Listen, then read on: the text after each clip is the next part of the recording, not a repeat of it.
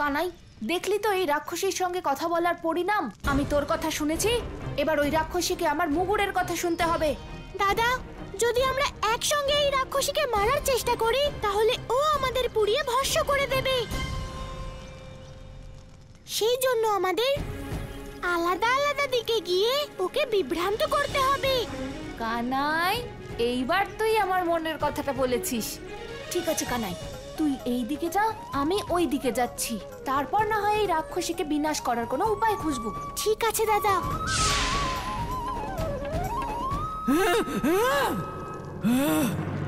তোমরা দুজনে যেখানেই যাও না কেন, নিজেদের মৃত্যুর হাত থেকে তোমরা পালাতে পারবে না।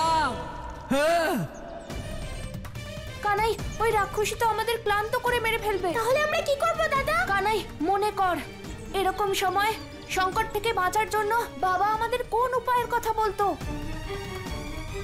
হ্যাঁ দাদা, আমি বুঝতে পেরেছি।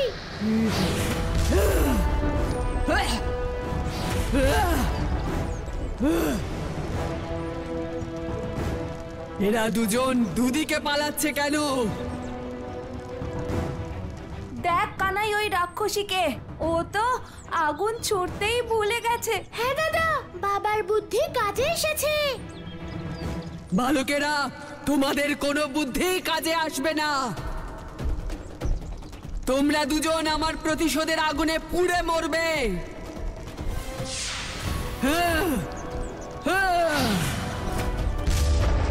কানাই, এবার কি করব? দাদা, ওর আগুন থেকে আমরা বেশিক্ষণ বাঁচতে পারবো না।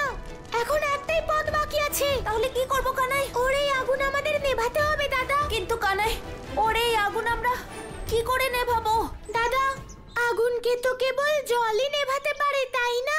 আমাদের কোনো পুকুর বা নদীর দিকে যেতে হবে। কানাই, ওইদিকে গাছের সংখ্যা কম মনে হচ্ছে, আর ওদিক থেকে ঠান্ডা হাওয়াও বইছে। নিশ্চয়ই ওদিকে কোনো নদী আছে। তুই ওইদিকে যা, আমি ওই রাক্ষসীকে নদীর দিকে নিয়ে যাচ্ছি। ঠিক আছে দাদা।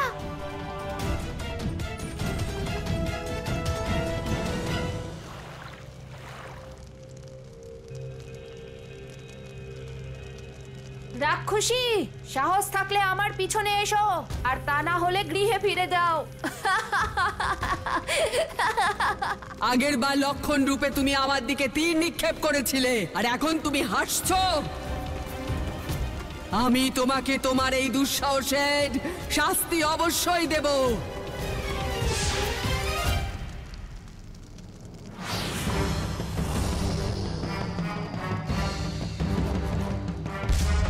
কার কথা বলছে? কে এই লক্ষণ? মনে হচ্ছে এই আগুনের তাপে ওর মাথাটাই খারাপ হয়ে গেছে।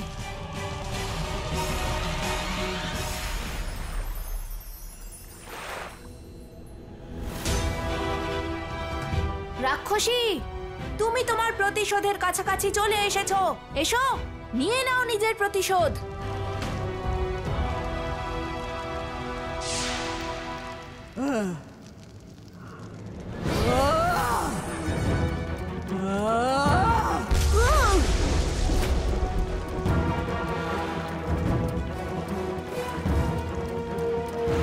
রাক্ষসী, তুমি খুব অগ্নিবর্ষণ করছিলে, তাই না?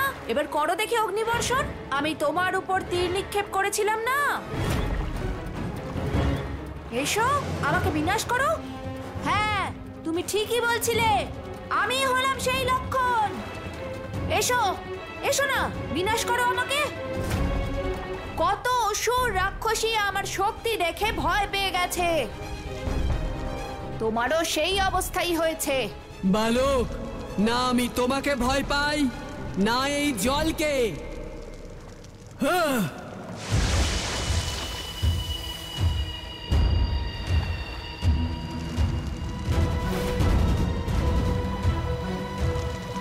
এ কি, এই জলের তাপমাত্রা বেড়েই চলেছে।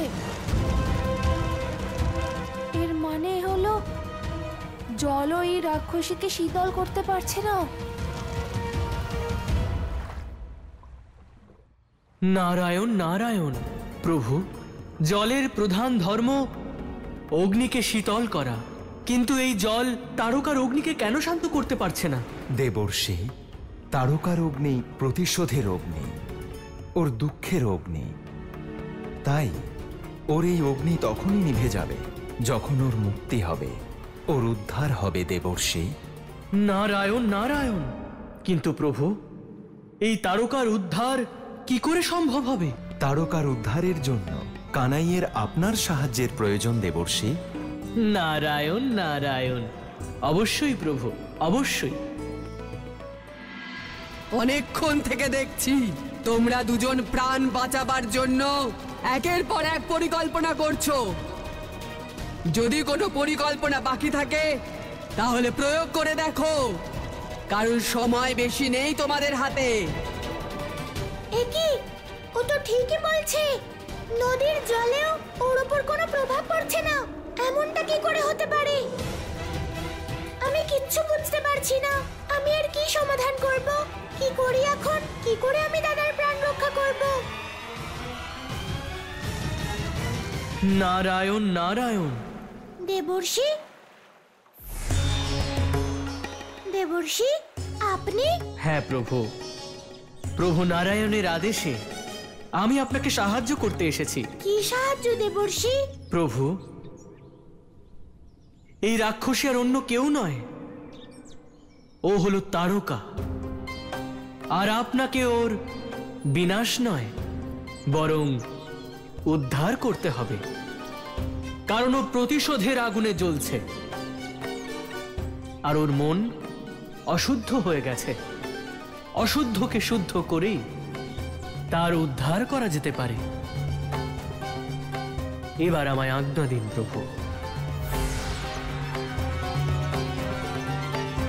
অশুদ্ধকে শুদ্ধ?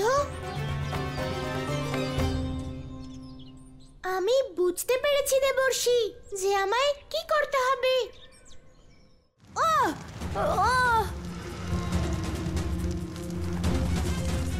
বালক, এবার হয়তো তুমি বুঝতে পারছো আমার প্রতিশোধের আগুনের তাপ।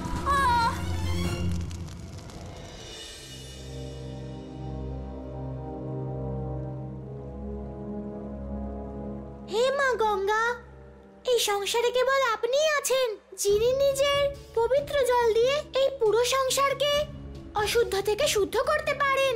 তাই হে গঙ্গা মা, এখন আপনি নিজের পবিত্র জলের দ্বারা এই তারকা রাক্ষসীকে অশুদ্ধ থেকে শুদ্ধ করতে পারেন আর আমার দাদার প্রাণ রক্ষা করতে পারেন। লক্ষণ, তোমার অন্তিম সময় এসে গেছে। না না,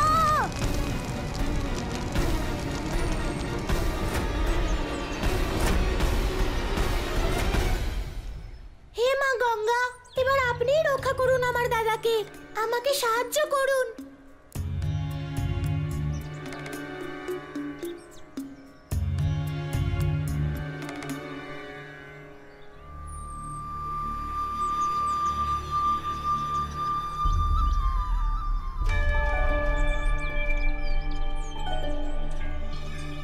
আমার মা বলে ভক্তি ভরে চাইলে সাহায্য অবশ্যই পাওয়া যায়। তাহলে যদি আমি মন থেকে ডাকি, মা গঙ্গা এখানেও চলে আসবেন।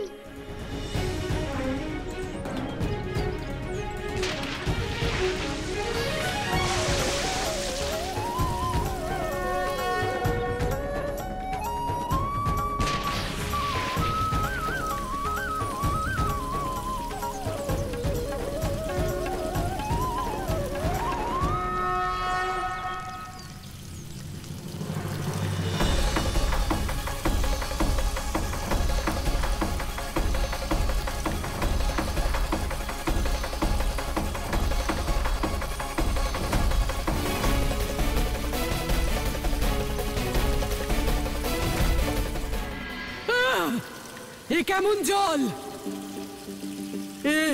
কি হচ্ছে আমার? আরে এ কি, জলের তাপ তো কমে যাচ্ছে।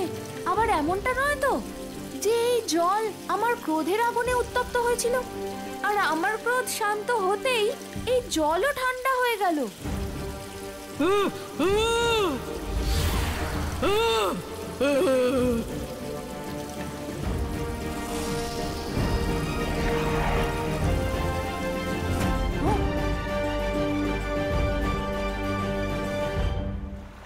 রাক্ষসী কোথায় চলে গেল? দেবী, আপনি? প্রণাম প্রভু।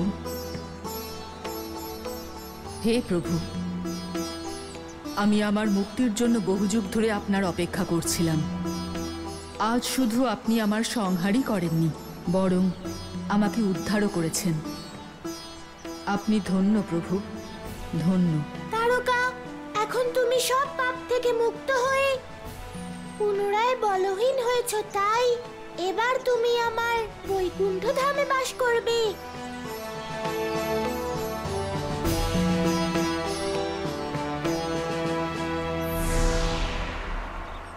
আরে, দাদাকে তো আমার খুঁজতে হবে।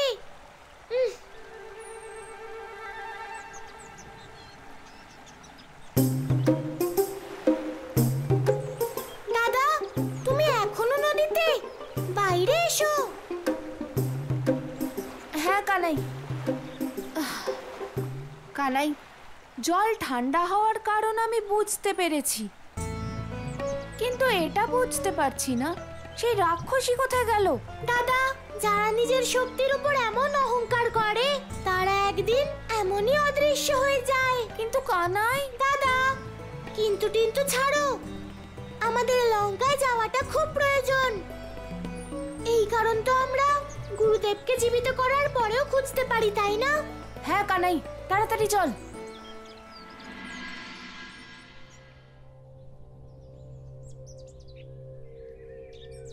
কানাই, আমরা যে পথ দিয়ে যাচ্ছি সেটা কি লঙ্কা যাওয়ার সঠিক পথ? দাদা, দক্ষিণের দিকেই তো লঙ্কা, আর দিক অনুসারে তো আমরা ঠিক দিকেই যাচ্ছি। কানাই, শুধুমাত্র দিক নয়, বরং পথেরও সঠিক হওয়ার প্রয়োজন আছে। না হলে আমাদের হেঁটেই যেতে হবে, আর কোথাও পৌঁছানো যাবে না। দাদা, কিন্তু তোমার এমনটা কেন মনে হচ্ছে? কানাই, কারণ কাকি রামায়ণ পাঠ করার সময় শোনাতো যে প্রভু শ্রীরামের লঙ্কায় পৌঁছতে অনেক সময় লেগেছিল, কারণ অসুরদের মায়া জালে জড়িয়ে ওনারা প্রত্যেকবার পথ হারিয়ে ফেলতেন। দাদা, তাহলে তোমার মতে আমাদের কি করা উচিত? কানাই, আমি কোনো স্পষ্ট পথ দেখতে পাচ্ছি না ঠিকই, কিন্তু তুই এখানেই বিশ্রাম কর, আর আমি গিয়ে সঠিক পথের খোঁজ নিয়ে আসছি। ঠিক আছে? ঠিক আছে দাদা।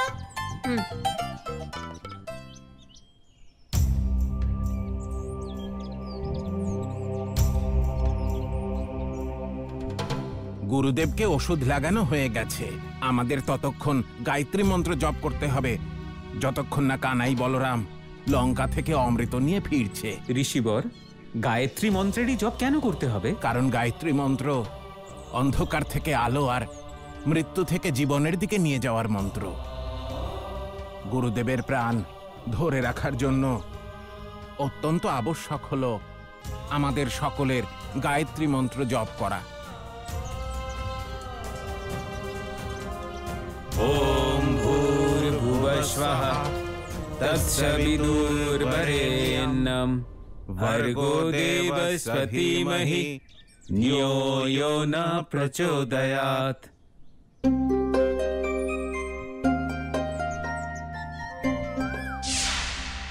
হে প্রভু, যখন আপনি প্রভু শ্রীরামের রূপে এসেছিলেন তখন আপনার সঙ্গে কাটানো সময় আমরা ভুলতে পারিনি। আজ পুনরায় দর্শন দিয়ে আপনি আমাদের ধন্য করলেন প্রভু। ঋষিগণ, কৃতজ্ঞ তো আমি যে আপনারা এত বছর ধরে আমার অপেক্ষায় ছিলেন। হে প্রভু, আমরা তো আপনার দর্শন পেয়ে ধন্য হয়ে গিয়েছি। আমরা তো আপনাকে কখনো ধন্যবাদ জানাতেই পারিনি। কিন্তু কিসের ধন্যবাদ ঋষিবর? প্রভু, যখন আপনি এখানে এসেছিলেন তখন এই পঞ্চবটিতে রাক্ষসেরা বাস করত, আর আপনি ওই রাক্ষসদের হাত থেকে আমাদের রক্ষা করেছিলেন, তাদের বিনাশ করে। প্রভু, আপনি আমাদের এত বড় উপকার করলেন, কিন্তু আমরা আপনার কোনো কাজেই লাগতে পারলাম না। ঋষিগণ, যা আমি আগের যুগে করেছি তা আমার ধর্ম ছিল। তাহলে আজ আমাদেরও ভক্ত ধর্ম পালন করতে দিন। যেভাবে আপনার ভক্তরা সমুদ্রে সেতু বন্ধন করে আপনার লঙ্কায় যাওয়ার পথ করে দিয়েছিল, সেভাবে আমরাও আজ আপনার জন্য পথ তৈরি করে দেব প্রভু। প্রণাম প্রভু। প্রণাম প্রভু।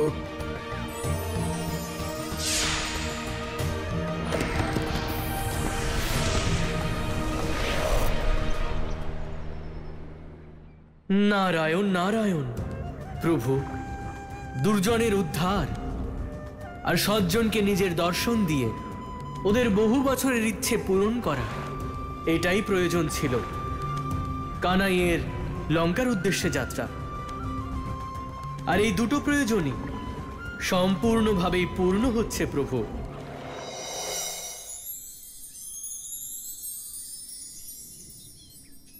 কানাই, এখানে তো কোনো পথ ছিল না, কিন্তু এই পথ কি করে তৈরি হলো? এ কি করে হতে পারে কানাই? দাদা, এই গাছপালা আমাদের মতো সজীব হয়, আর ওরা আমাদের যাত্রার কথা জানতে পেরেছে, তাই ওরা আমাদের পথ দেখিয়ে দিচ্ছে। কানাই, এটা তো আমার জানাই ছিল না। এটাই সত্য দাদা, গাছপালারা মানুষের সবচেয়ে বড় সহায়ক, তাই আমাদের গাছপালা রক্ষা করা উচিত। ঠিক আছে কানাই, এবার লঙ্কার দিকে এগোনো যাক। হ্যাঁ দাদা, আমাদের অমৃত নিয়ে উজ্জয়িনী ফিরতে হবে যে, কারণ গুরুদেবের শরীর বেশি সময় পর্যন্ত ওই অবস্থায় রাখা যাবে না দাদা। ঠিক আছে কানাই, চল। কানাই, আমার খুব খিদে পেয়েছে, চল না অল্প কিছু খেয়ে নি। দাদা, এখন খিদের থেকে বেশি প্রয়োজন হলো অমৃত নেওয়া আর গুরুদেবের জীবন রক্ষা করা। চলো।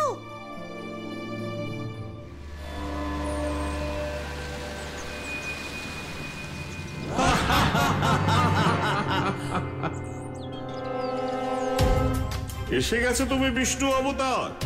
কবে থেকে তোমার অপেক্ষায় আছি। এখন আমাদের অপেক্ষা তোমাদের দুজনের বিনাশ একসঙ্গে হবে।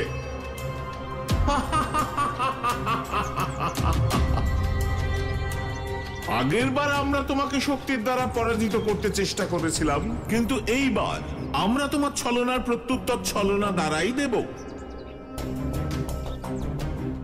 নারায়ণ নারায়ণ, এরা কারা প্রভু, যারা নন্দলালের পথে নতুন বাধা সৃষ্টি করার জন্য এসেছে? দেবর্ষি, এটা পঞ্চবটী ক্ষেত্র, যেখানে শ্রীরাম এত অসুরের বিনাশ ঘটিয়েছিলেন যে তাদের অস্থির দ্বারা এক উঁচু পর্বতের সৃষ্টি হয়, আর তাদের মধ্যে খর আর দূষণও ছিল। নারায়ণ নারায়ণ, খর আর দূষণ, ওদের তো বিনাশ হয়ে গিয়েছিল প্রভু। দেবর্ষি, রাম অবতারে ওদের শরীরের বিনাশ তো হয়ে গিয়েছিল, কিন্তু তাদের উদ্ধার এখনো বাকি। নারায়ণ নারায়ণ, কিন্তু প্রভু, নন্দলালের কাছে সময় যে খুবই কম। খর দূষণের বাধার কারণে ওর উদ্দেশ্যই সংকট আসতে পারে প্রভু।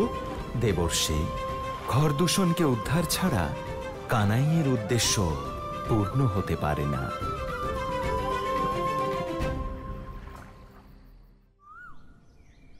কানাই, দাদা, আমরা লঙ্কায় খালি পেটে যাব না। যদি পথে কোনো ফল পাই তাহলে ভোজন করে নেব। ঠিক আছে কানাই, চল। যে এখানে আসে কখনোই ক্ষুধার্ত ফিরে যায় না।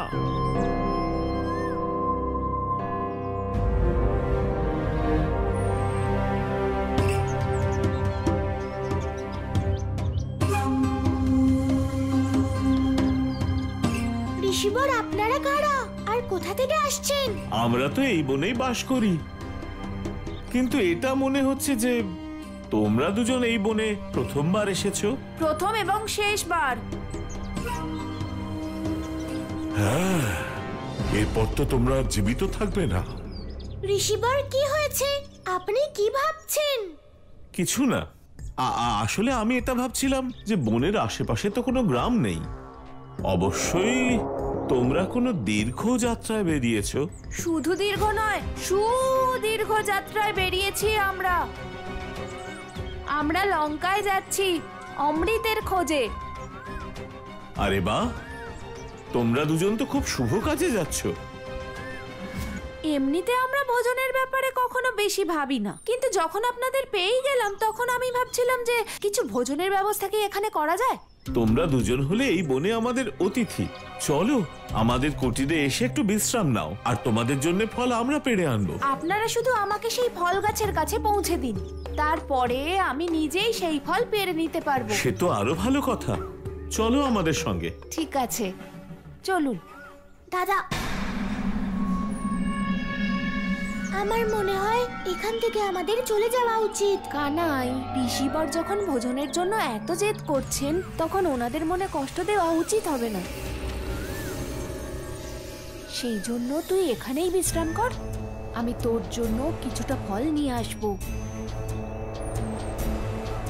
ঠিক আছে কানাই? ঠিক আছে দাদা। চলুন ঋষিবর।